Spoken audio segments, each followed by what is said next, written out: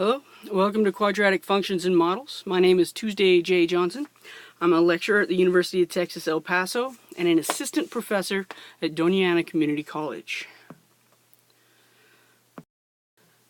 This is for Math 1508, a pre-calculus class at UTEP. Chapter 2, Polynomial and Rational Functions, comes from Larson's Pre-Calculus 10th edition text. This is section 2.1, Quadratic Functions and Models. Start with some definitions. Let n be a non-negative integer. So non-negative, so it could be 0 or it could be a positive counting number, right? Integers, positive and negative counting numbers along with 0, but non-negative, we take out the negative ones. Now a sub n, and all of these a's with subscripts, just because we need to count them, be real numbers with a sub n not 0. Anything else could be 0, but not a sub n. The function given by f of x equal a sub n x to the n plus a sub n minus 1 x to the n minus 1 and so on, all the way down a1x plus a sub 0 is called a polynomial function of x with degree n. Poly meaning many, nomials terms. Alright, so many term function of x with degree n because n is the largest exponent on x in the entire function. Those are polynomials in general. Specifically, a quadratic function. Let a, b, and c be real numbers with a not 0. The function given by f of x equals ax squared plus bx plus c is called a quadratic function. Quadratic function ax squared plus bx plus c, as long as a is not 0, that way we make sure we have our x squared term. So let's look at some quadratic graph facts. First of all, the graph of every quadratic has the shape of a parabola. I know, it looks like parabola, but it's actually parabola. All parabolas are symmetric with respect to a line called the axis of symmetry, or simply the axis. If you think of your basic y equals x squared, your squaring function, the y-axis itself acts as the axis of symmetry. But once we shift that and move it around, using our transformations, we'll have a different axis of symmetry depending on where we've moved it to. The point where this axis, the axis of symmetry, intersects the parabola is called the vertex, or turning point of the graph. And when a is greater than 0, the parabola opens upward, and when a is less than 0, the parabola opens downward. When a is greater than 0, a is positive. Positive people smile. When a is negative, right, negative people frown, frown goes down. Let's take a look at some drawing. Quick and dirty little sketches here. When a is positive, right, what looks like a smile here, the axis of symmetry, or the axis, intersects the parabola. First of all, it's always a vertical line. It intersects the parabola at the vertex. In this case, because the graph opens up, the vertex is the lowest point, or a minimum. Whereas when a is less than 0, right, a frown goes down. Negative people frown. The axis of symmetry intersects the parabola at the vertex. This vertex is a high point, or a maximum, when the a value is negative. So we have a couple of different forms. We saw f of x equals ax squared plus bx plus c, and that's the definition of a quadratic function. But we have this nice standard form. The quadratic function given by f of x equals a times parentheses x minus h all squared plus k is called standard form. The graph of f is a parabola whose axis is the vertical line x equals h, and whose vertex is the point h, comma k. And this comes straight from shifting left or right on the inside, shifting up or down on the outside. It moves our vertex. So if you need to, go back to the transformations and see exactly where this comes from. Now a will be a stretch or compression vertically, so it widens or narrows the graph. And if a is negative, that's why the graph is upside down, and it makes the frown. All right, just as I noted down here in words. So let's take some examples. We're going to graph each function and compare with the graph of y equals x squared. So if we take g of x equals negative 1/8 x squared, my regular y equals x squared graph, right, parabola sitting at the 0, 0. The negative is a reflection, so it flips it over. The vertical shrink, right, 1/8 by a factor of 8. Vertical shrink, so I'm pressing down on it, the graph gets wider and is flipped over. If h of x equals negative 3x squared, it's a reflection from the negative. The 3 is a vertical stretch, which makes it narrower. So the original graph of y equals x squared, the reflection y equals a negative 3x. Just so there's no confusion, this is number 1. Let's call this G. And let's call this H, so we can keep them straight.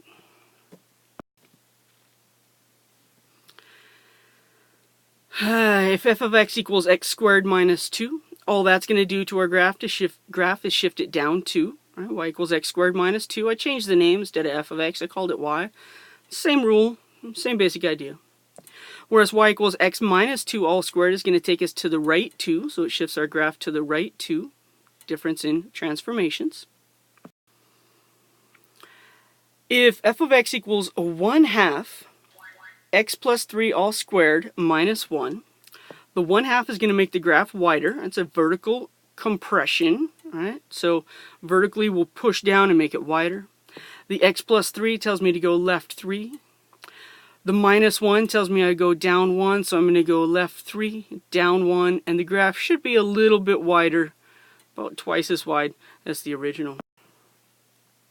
So maximums and minimums. Consider the function f of x equals ax squared plus bx plus c, and this comes from the definition. Its vertex is always negative b over 2a for the x value, and then evaluate that function. F of negative b over 2a is going to give you the y value. Alright, so vertex formula right there. If a is positive, there will be a minimum at the x value. The actual minimum value is the y value. So at always tells us x. Where is the minimum? That's x. What is the minimum? That's asking us to report the y value. If a is less than 0, and I'll be honest, that looks like an O instead of a 0, but I'm going to go with it anyway. F has a maximum at x equals negative b over 2a. So again, at is the x value. What is the y value. Finding this vertex formula can be found using the method of completing the square to rewrite the right-hand side of the function. And if you're not familiar with completing the square, I'll be posting that in the future sometime. I have no idea when, but if somebody asks for it, it might give me motivation to do it sooner.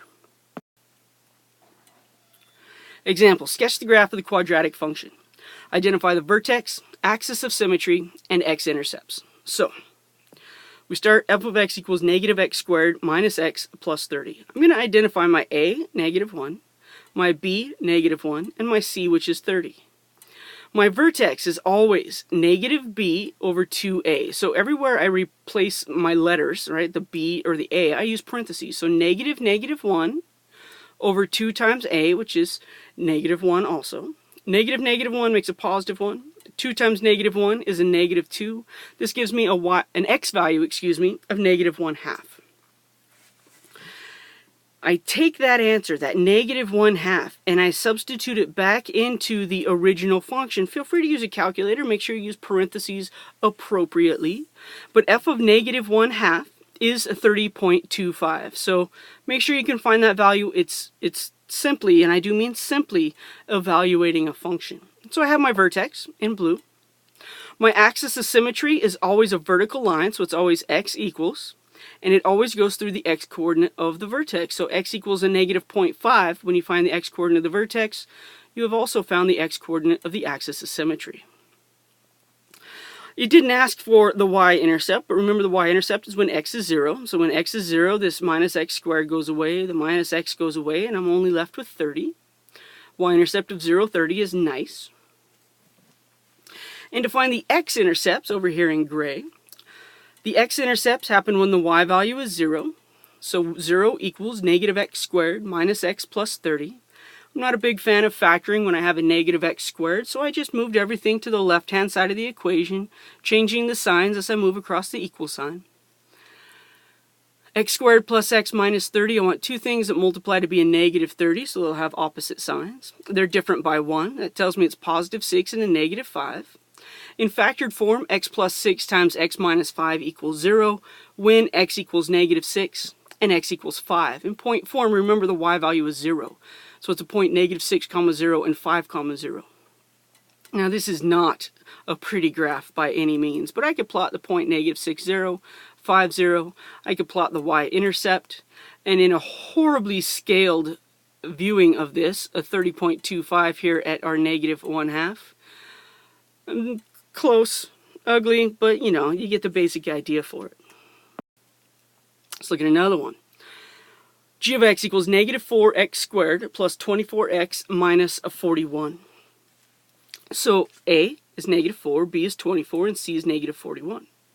My vertex is x equals negative b, so negative 24, over 2 times a. A is negative 4. Negative 24 over 2 times negative 4, so negative 24 over negative 8 gives me a 3, way better than that fraction we had in the last one. If I put 3 in for x, all right, 3 squared is 9.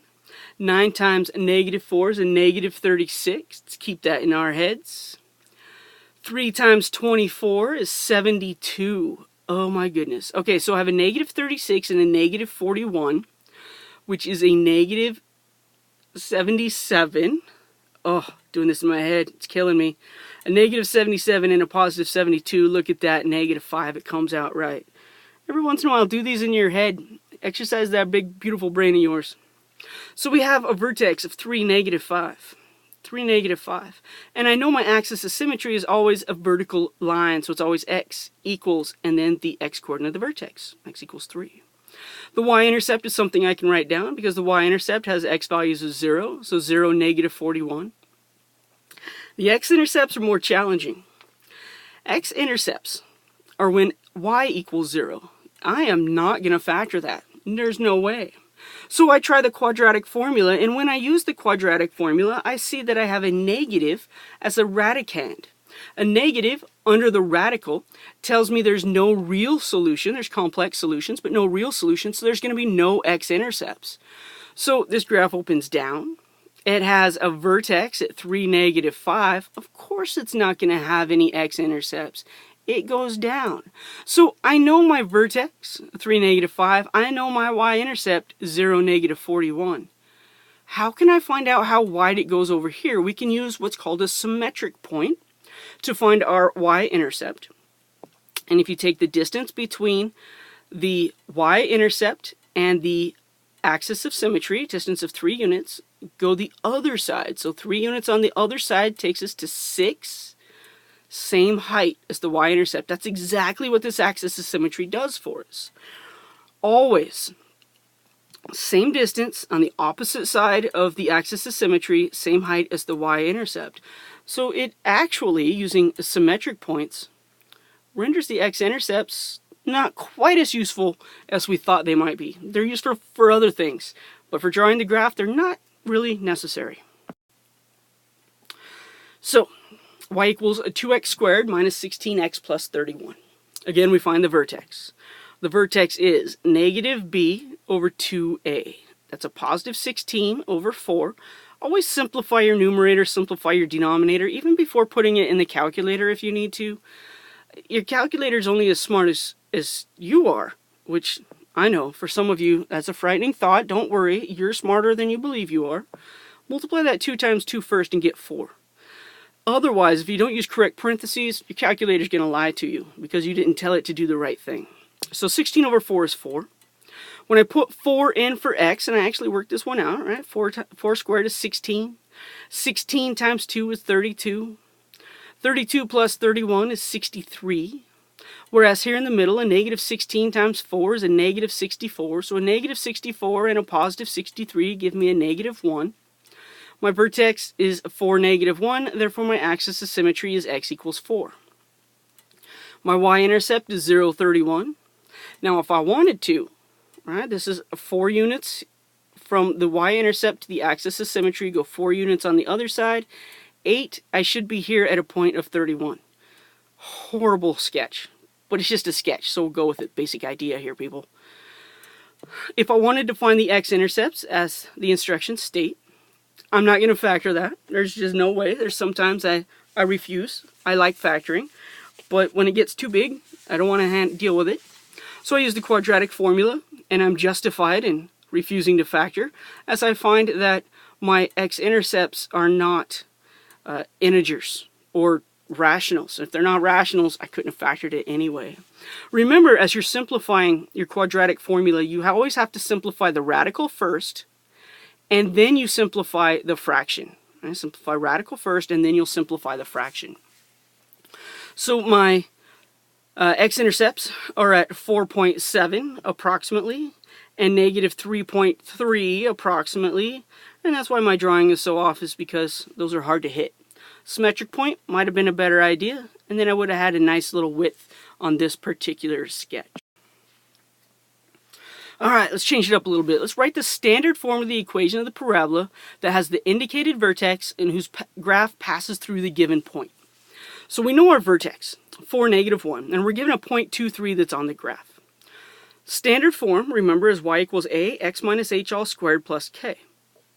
So the first thing I do is I put in my 4 and my negative 1, and I don't know why I didn't color that into blue, but I should have, so let's just highlight that in blue.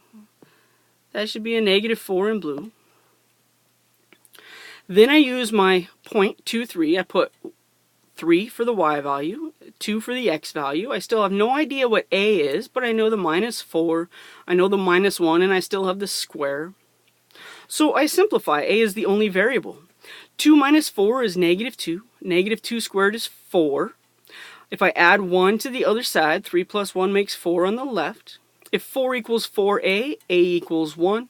And I can rewrite my equation. Y equals 1, right, a, times x minus 4, all squared, minus 1.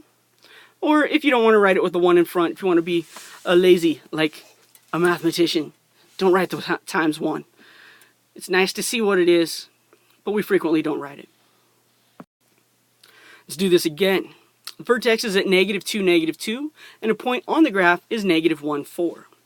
So my first step is to replace my vertex in the general form. So that's x minus a negative 2 all squared, and then minus 2. And I can simplify that to be y equals a parentheses x plus 2, close parentheses, all squared, minus 2. Now I use my point, put 4 in for y, put negative 1 in for x. Negative 1 plus 2 is 1.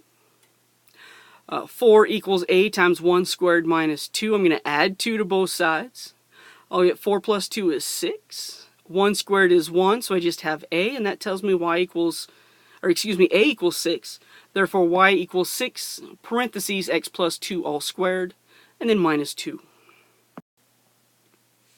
Let's look at some word problems. The path of a diver is given by y equals a negative 4/9 x squared plus 24/9 x plus 12. Y is the height in feet, and x is the horizontal distance from the end of the diving board. What is the maximum height of the diver? Well, let's see. I have a diving board, and I'm going to jump off of it into the pool. Gotta have some blue water here. As I dive into the pool, keep in mind that y is my height and x is the distance that I've jumped away from my diving board. Alright, so I think I understand the situation. Let's move on and see what we can do with this problem. Well, in order to find the maximum height, that's asking me for the y value. The y value of what? Oh, that's the y value of the vertex, right? Because that's the highest point before coming back down. This is a parabola that faces down. Maximum height, vertex. So I'm going to find x equals negative b over 2a. That's negative 24/9 over 2 times negative 4/9. Fractions, don't worry, you can handle it. That's negative 24/9 over negative 8/9. But instead of dividing by this fraction, let's multiply by the reciprocal.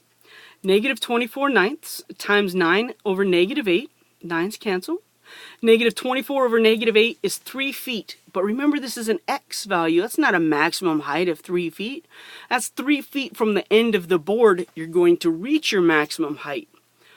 What is the question. Not where. Not where are we going to reach the maximum height. How far away from the diving board. It's what is the height. So I need to find my y. I'll put 3 in everywhere I saw an x. Simplify. And 16 feet is the maximum height that this particular diver reaches from a diving board that started at 12 feet high. A manufacturer of lighting fixtures has daily production costs of C equals 800 minus 10x plus 0.25x squared, where C is the total cost in dollars and x is the number of units produced. Before we ask the question, notice quadratic, the leading coefficient is positive, so this is a parabola that opens up. Let's see what the question asks. How many fixtures, x, should be produced each day to yield minimum cost? Well, the parabola opens up. Where's the minimum going to be? Right here at the vertex. So I'm looking for the vertex. And how many fixtures is asking find x at the vertex. Here we go.